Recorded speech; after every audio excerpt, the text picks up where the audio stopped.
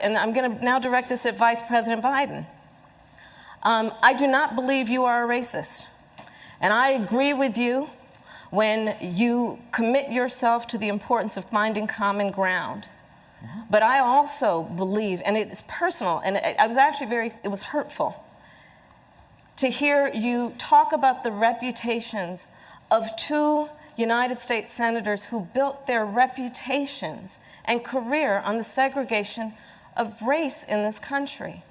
And it was not only that, but you also worked with them to oppose busing. And, you know, there was a little girl in California who was part of the second class to integrate her public schools. And she was bused to school every day. And that little girl was me. So I will tell you that on this subject, it cannot be an intellectual debate among Democrats. We have to take it seriously. We have to act swiftly. As Attorney General of California, I was very proud to put in place a requirement that all my special agents would wear body cameras and keep those cameras on. Senator Harris, thank you. Vice President Biden, you have been invoked. We are going to give you a chance to respond. Vice President Biden.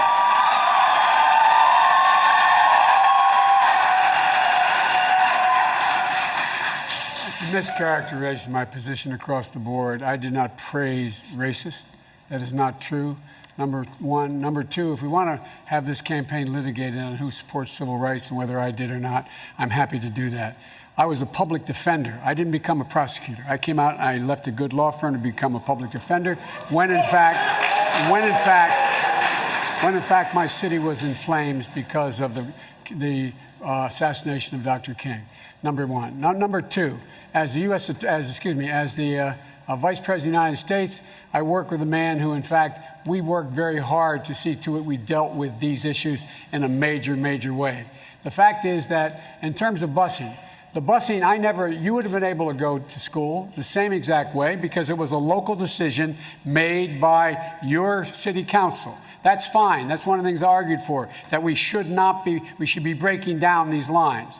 But so the bottom line here is, look, everything I've done in my career, I ran because of civil rights. I continue to think we have to make fundamental changes in civil rights. And those civil rights, by the way, include not just only African Americans, but the LGBT community. But Vice President Biden, do you